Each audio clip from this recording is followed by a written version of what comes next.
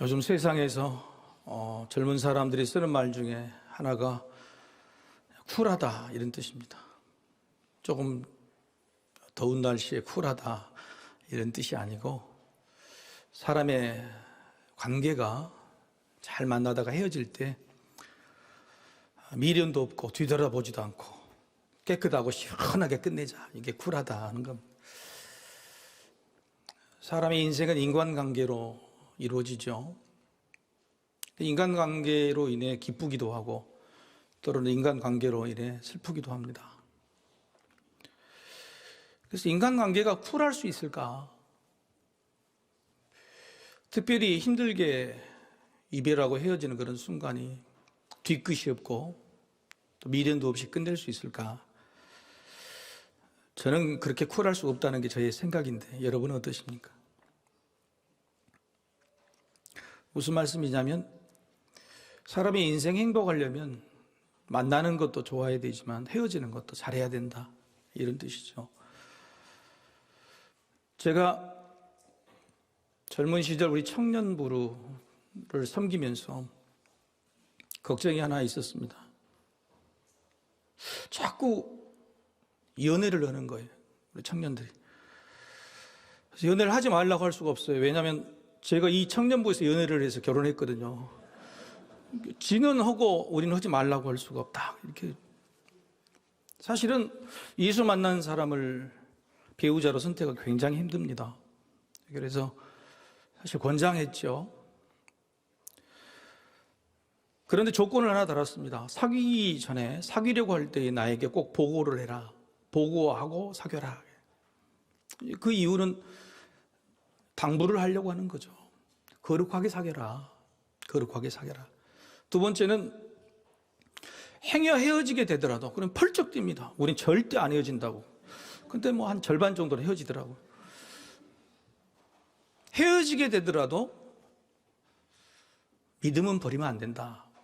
왜냐하면 헤어지는 사람들이 헤어질 뿐만 아니라 교회를 떠나고 믿음까지 버리는 경우가 꽤 많거든요. 그래도 절반쯤은 보고를 하지 않고 사귀대요. 그런데 보고를 한 커플과 보고를 하지 않은 커플의 헤어짐의 깨끗함은 큰 차이가 있더라. 깨끗한 헤어짐을 준비한 사람과 그렇지 못한 사람의 차이가 있더라는 겁니다. 이별의 순간, 헤어짐의 순간은 누구나 다 있습니다. 그런데 그 슬픔과 아픔을 어떻게 잘 이겨낼 수 있을까? 어떻게 잘 헤어질 수 있을까? 오늘 본문에서 예수님에게 배울 수 있었으면 좋겠습니다. 예수님이 제자들과 헤어지십니다.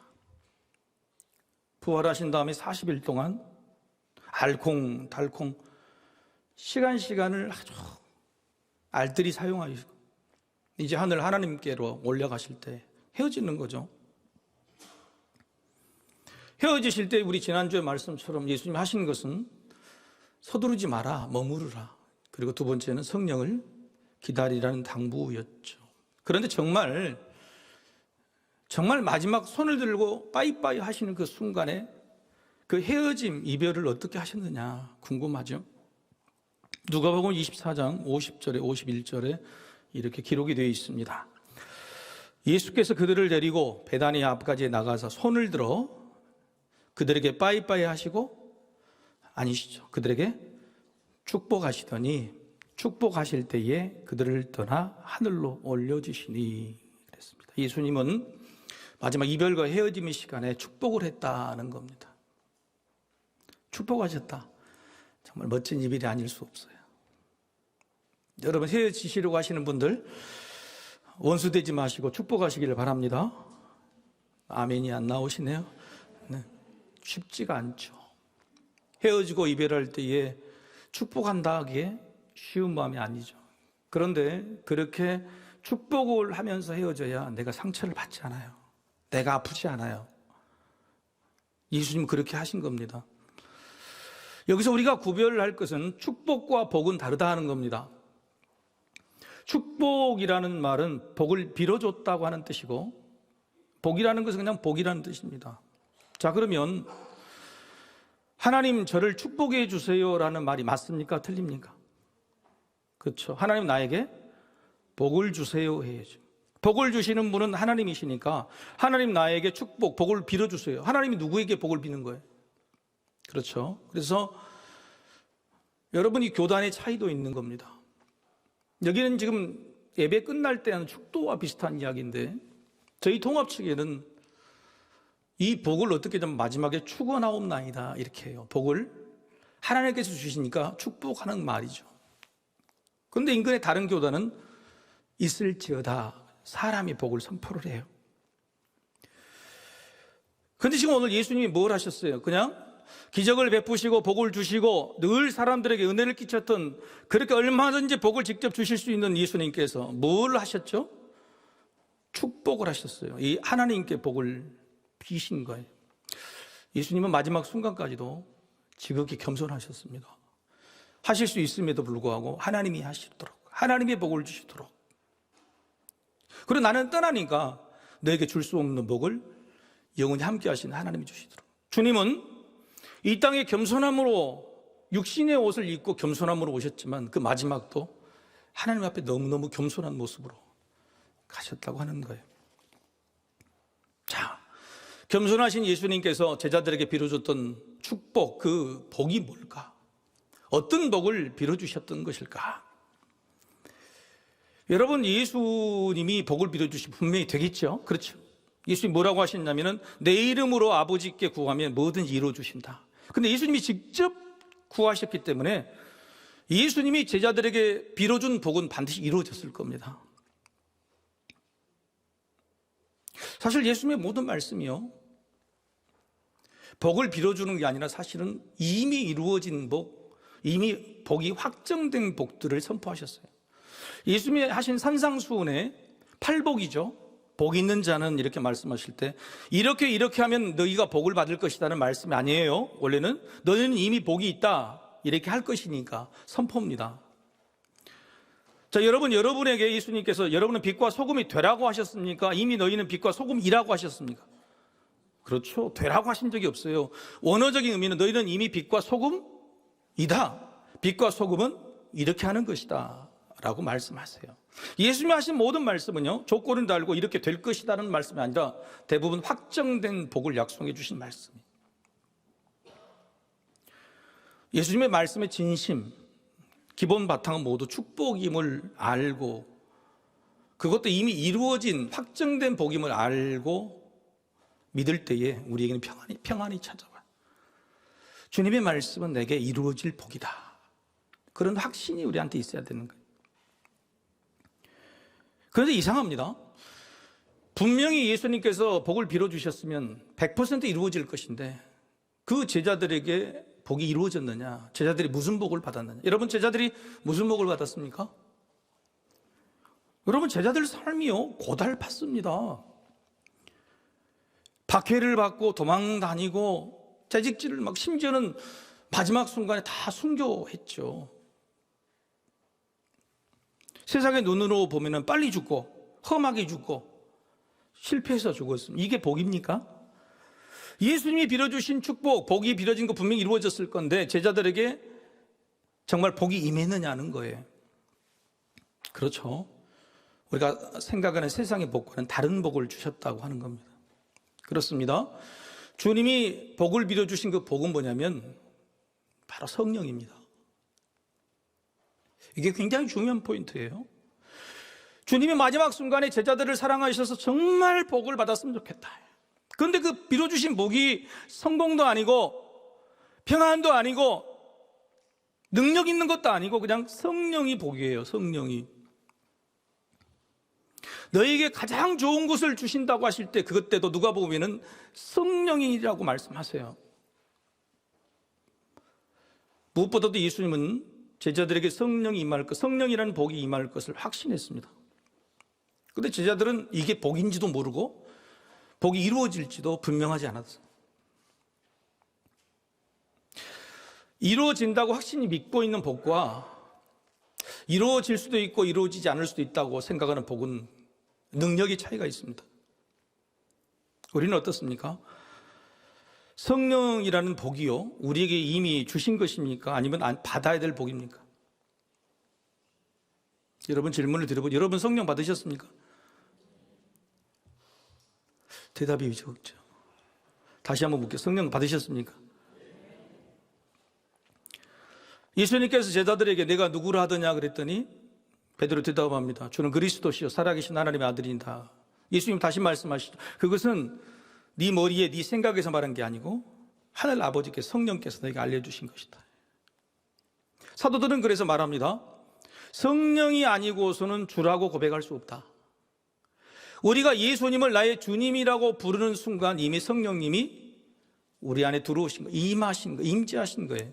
성령님이 임재하지 않으시고는 우리가 예수님을 주라고 고백할 수 없다. 자, 그럼 여러분 예수님을 주님이라고 고백하십니까? 이것도 대답이 안 나오죠. 예수님 주님이십니까? 그렇죠. 주님이라고 고백하면 이미 성령님이 여러분 안에 임재하신 거예요. 왜요? 성령이 아니고서는 주라고 할 수 없으니까. 성령 임재는 우리 모두 다 받았어요. 그런데 왜 우리는 주님이 약속하신 복 성령의 임재를 받아 놓고서도 이게 복이 아닌 것처럼 사는지. 그래서 우리는 뭘 원하냐면요, 진짜 복은 성령님이 내 안에 오셔서 임재하신 게 복이 아니고 성령님이 충만해야지 복인 거예요. 충만해야지. 성령의 불길같이 타서 능력이 나타나야지 복을 받았다고 생각해요.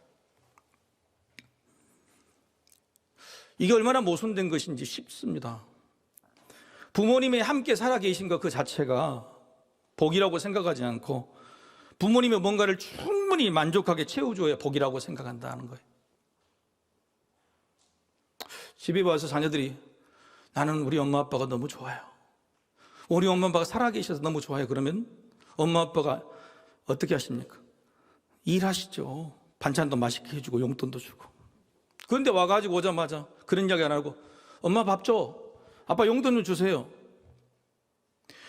엄마 아빠가 옆에서 임재하는 것 자체가 감사하고 복이라고 생각하는 사람은 그런 말을 인정하면 그냥 일하시는 거예요. 복이 돼요. 권능이 따라오는 거예요. 그런데 우리는 임재 함께하는 것이 복이 아니고 뭔가 줘야 되는 거예요. 왜 우리는 성령의 임재가 복이라고 말씀하신 주님의 말씀을 믿지 못하고 성령이 충만해야 된다. 제자들도 이런 착각을 할 수 있는 겁니다. 예수님이 축복해 주신 복이 성령입니까? 권능입니까? 너희들이 성령이 오시면 권능을 받고 그랬더니 제자들이 기다렸던 것이 성령입니까? 권능입니까? 그렇죠. 근데 우리는 뭘 기다리죠?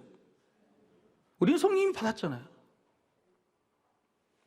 우리는 이미 복을 받은 존재라고 하는 겁니다. 그런데 왜 믿음이 이렇게 힘이 없느냐? 성령이 복이 아닌 거예요, 우리에게는.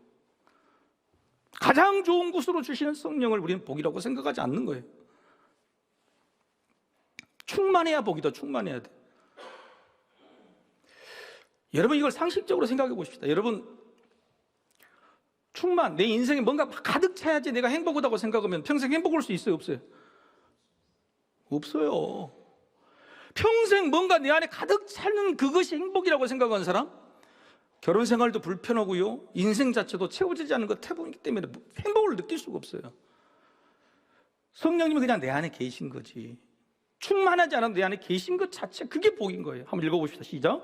성령 충만이 아닌 성령 임재가 진짜 복입니다. 원래 복입니다. 충분하고 완전한 복이에요. 왜요? 예수님이 축복하신 복이 그 복으로 온 것이 성령님이기 때문에, 그 성령님의 임재였던 것이죠. 이게 원래 복이에요. 그런데 우리는 이걸 만족하지 못하고 맨날 성령 충만, 더 나아가 성령 세례, 불 받으라. 한국교회가 그래가지고 뭔가를 본질을 호도돼버린 거예요. 그런데 그게 한국교회 문제가 아니라 우리 자신에게도 문제다. 성령 임재를 진짜 복이라고 생각하느냐. 우리는 인생에 뭐가 좋은지도 잊어버릴 때가 많아요. 저는 제가 늦은 나이에 목사 안수를 받았습니다. 40이 훨씬 넘어서 받았죠. 굉장히 늦었습니다. 목사 안수 받은 날을 기억하고요, 그때 그 감격을 지금도 가지고 살아요. 근데 한순간에 머리가 띵하게 하나님께서 말씀하시더라고요. 목사 안수 받은 것이 네에게는 가장 좋은 날이냐, 아니면 내가 너를 만나준 날이 제일 좋은 날이냐. 내가 오살리 기도원에서 예수님을 만났을 때 내 인생에 가장 기쁘고 즐거운 날이었어요. 근데 저는 그것이 귀한 날은 잊어버리고 목사 안수라는 자격을 받은 날을 기뻐했던 거예요. 사람이 이렇게 어리석어요. 제가 성령님이 임재하셨다, 우리 안에 오셨다는 것은요, 존재가 변한 거예요. 내가 예수님을 만났다 한 것은 존재 자체가 변하는 거예요. 내가 목사가 된 것은요, 존재가 변하는 정도가 아니라 그저 자격 하나 받은 것이고요, 능력 하나 받은 것이에요. 성령 임재라는 것은 존재 자체가 변하는 복이에요. 세상 자녀에서 하나님의 자녀가 되는 복이라고요. 성령의 충만은요, 그냥 능력이 하나 생기는 거예요. 할 수 있는 일이 하나 더 늘어나는 거예요. 오늘 찬양처럼 다윗이요, 제일 두려워했던 것이, 늙음하게도 제일 두려웠던 것이 하면 주의 성령을 거두지 말라고, 그리고 내 구원의 기쁨을 다시 회복시켜 달라고. 하나님의 마음을 본질적으로 아는 사람은요, 이게 너무너무 중요한 걸 알아요. 자, 여러분에게 여쭤보겠습니다.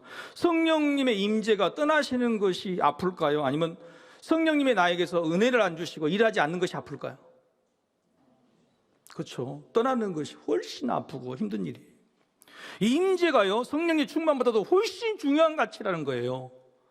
이 임재가 떠나면 큰일 납니다. 성령의 능력이 충만하지 덜해도 살아가요. 근데 왜 우리는 임재보다 충만을 구하는 것일까? 물론 성령 충만, 성령의 권능도 필요합니다. 그런데 선후가 있다는 거예요. 먼저 임재를 인정해야 돼요. 부모님이 나에게 살아계심에 존재한 것 자체에 감사해야 돼요. 그래야지 부모님이 나가 뭔가를 해주는 거예요. 일하시는 거예요. 성령님의 충만을, 임재는 인정하지 않고 맨날 능력만 달라고 이야기하는 것은 뭐냐면, 성령님 일 좀 해주세요, 성령 나에게 뭔가 채워주세요고 하는 것이 똑같아요. 성령 임재를 인정해야 돼요. 내 안에 성령님이 계심을 믿습니다. 이게 뭔지, 내 안에 성령님이 계심을 믿습니다 하고 인정하세요? 내 안에 계신 성령님이 정말 소중합니다, 떠나지 마세요. 이런 고백이 있으면은 그때 성령님이 일하신다고요. 그때 성령님이 일하시고 성령 충만이 되고 성령의 능력이 나타나는 거예요. 함께 계시고 내 안에 계시는 건 감사하지도 않고 맨날 달라고 한다. 임재를 먼저 인정하고 감사해야 능력이 임합니다. 여러분, 성령님은요, 손님이 아니라 주인이세요. 성령님이 우리 안에 계시는데 우리가 손님처럼 대하면요, 여러분, 손님인데 무슨 일을 하겠어요? 손님인데 무슨 그릇을 씻고 음식을 만들겠어요? 그런데 성님 오셨는데 내가 주인처럼 대하면 성령님이 일하시는 거예요. 내가 주인이구나. 임재를 인정하면 충만은 저절로 오고 능력도 함께 따라오는 겁니다. 여러분 안에 내가 주라고, 예수를 주라고 고백했으면 성령이 임하시는 것을 믿으시길 바랍니다. 이게 먼저 복임을 인정해야 돼. 그래 능력이 오는 겁니다. 이런 사람들 어떤 증거가 나타날까? 나는 지금 성령의 임재인지 잘 모르겠다는 거예요. 저는 한 주간 동안 형편없이 살았으니까, 예수라는 이름마저 들먹이지 않았고 내 스스로 내 모습을 부끄러워 보니까. 그런데도 내가 어떻게 성령의 임재, 성령이 내 안에 안 내주하시는 그런 사람인가?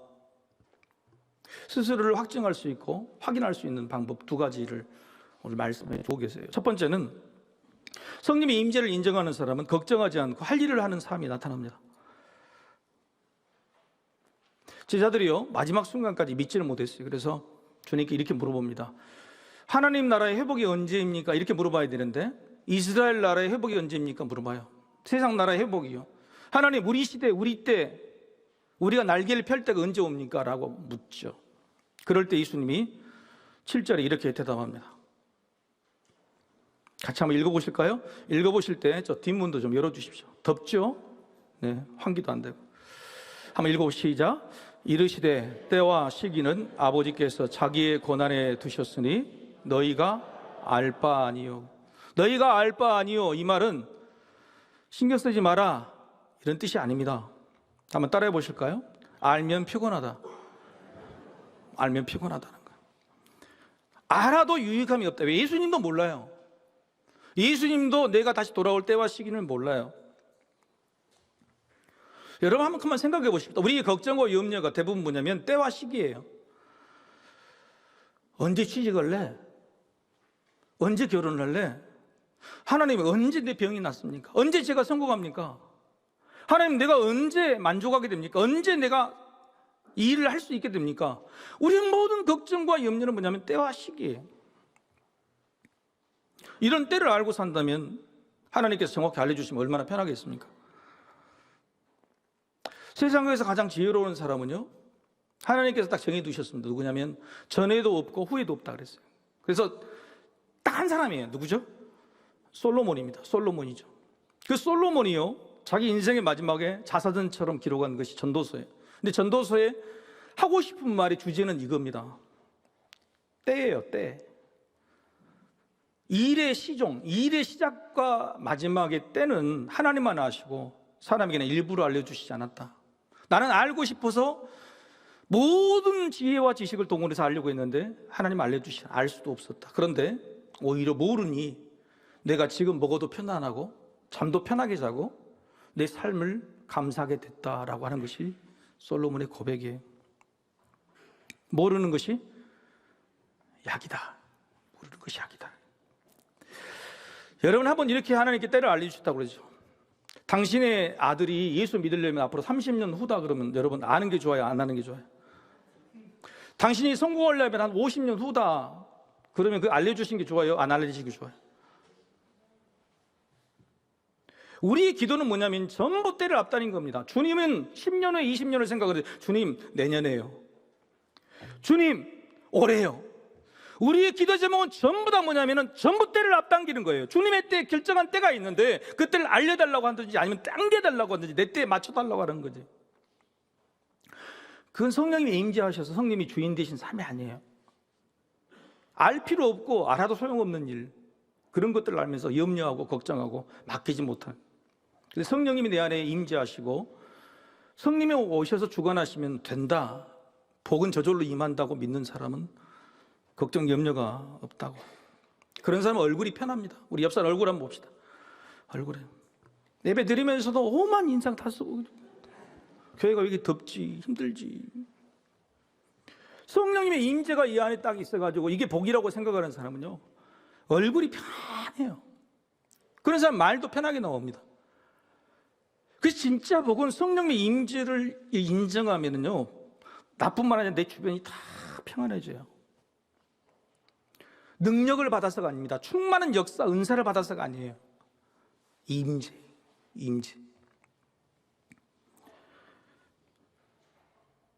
오늘 예수님은 떠나시면서 마지막에 제자들이 그래도 걱정되시 천사 2명을 미리 보내놓습니다.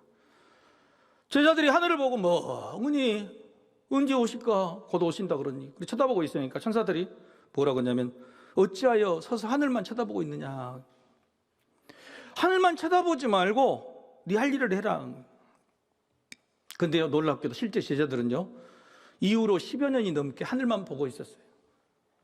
여러분 성경에 보면 막 제자들이 바로 성령을 받고 초대교회가 부흥된 것처럼 보이죠. 그렇지 않아요. 10여 년의 공간이 있어요. 사도 바울도요 엠마오 도상에서 이 예수를 만난 다음에 10여 년이 지난 다음에 복음을 전하게 돼요. 제자들은 무려 10년 이상, 주님이 승천하실 때가 주 34년인데 초대교회들 부흥되기 시작할 때는 45년, 50년 이후예요. 복음서가 써진 것은 50년 이후요. 제자들이 순교할 것은 60년대 초반이에요. 10여 년 동안 하늘만 보고 있었어요. 사실은 그렇게 마지막 순간까지 하늘만 쳐다보고 살지 말라. 때와 시기는 하나님께 속한 것이다. 제자들은 이제 생각하게 된 겁니다. 이래서는 안 되겠다. 그래서 생각을 바꾸기 시작했고 제자들의 위대한 삶은 펼쳐지기 시작했습니다. 세상 각처로 흩어져서 복음을 전하기 시작했고 드디어 주님이 오시는 것을 기다리는 것이 아니라 따라갈 생각을 하게 됐습니다. 그래서 세상이 바뀌게 된 거예요. 여러분은 성령을 받으셨죠? 자, 공식입니다. 성령을 받기 전에는 기다리는 것이지만 성령을 받은 후에는 따라가는 것입니다. 한번 읽어봅시다. 시작.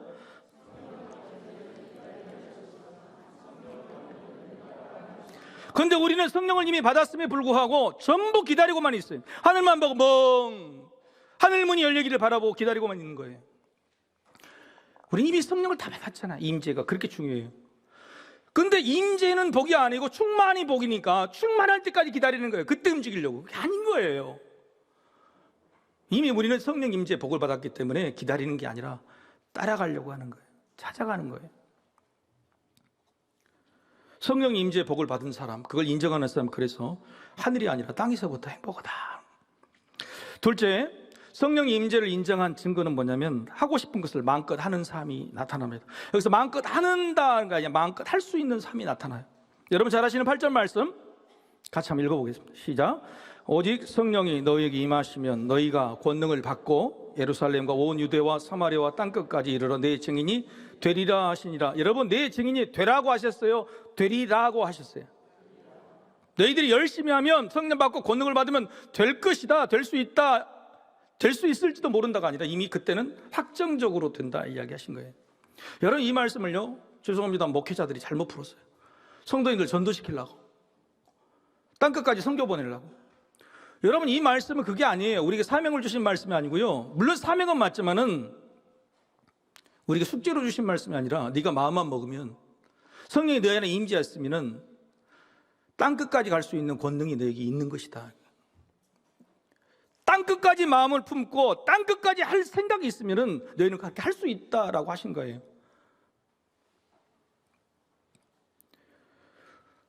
제가 안식년 때 제일 가고 싶은 데가 땅끝이었습니다. 여러분, 땅끝이 어딜까요? 예?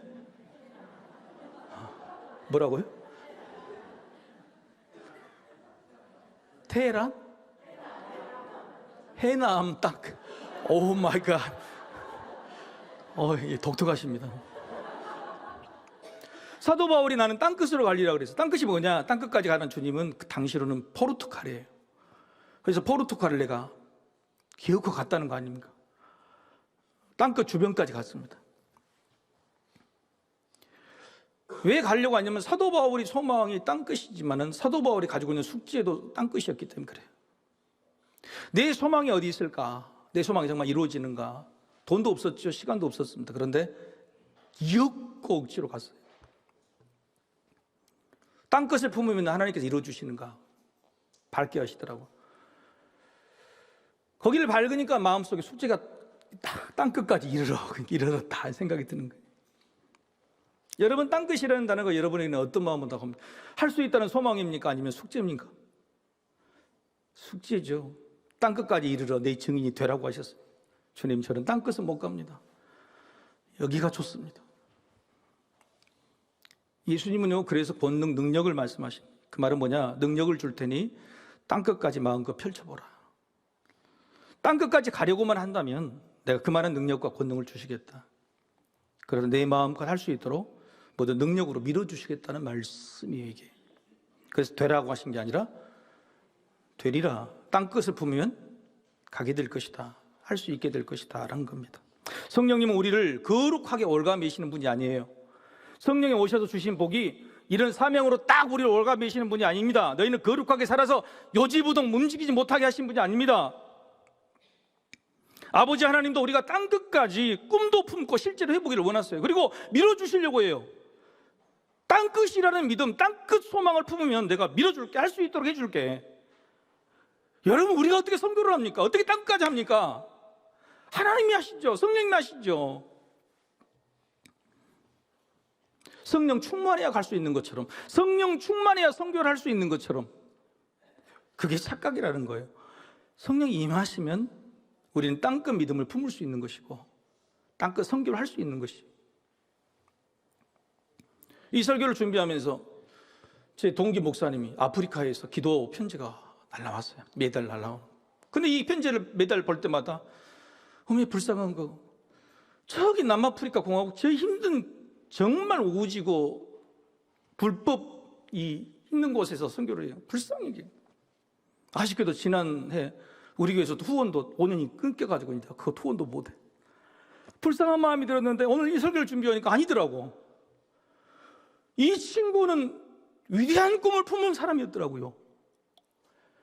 자식도 많고 능력도 없고 몸도 비리비리였는데 하나님이 주신 땅끝의 마음을 품고 가버렸더라고요. 그리고 하나님이 하시는 것을 보여주고 있더라고요. 내가 불쌍하게 여긴 게 아니라 불쌍히 여긴 제가 불쌍하더라고요. 여러분요, 땅끝이라는 것은 고생의 크기가 아니라 꿈의 크기입니다. 숙제의 크기가 아니라 멸류관의 크기예요. 성령은 우리에게 이렇게 한없이 큰 꿈을 품게 하시죠. 이렇게 하시는 겁니다. 오늘 찬양처럼 성령님이 임하시면 자녀들은 예언할 것이죠. 청년들은 환상을 보고 아비들이 꿈을 꾸는 거예요. 자녀들과 청년들만 예언하고 환상을 본 게 아니라 아버지들, 나이 든 우리들이 꿈을 꾸는 거예요. 이게 성령의 충만이 아니라 임재 이야기를 하는 거예요. 임재를.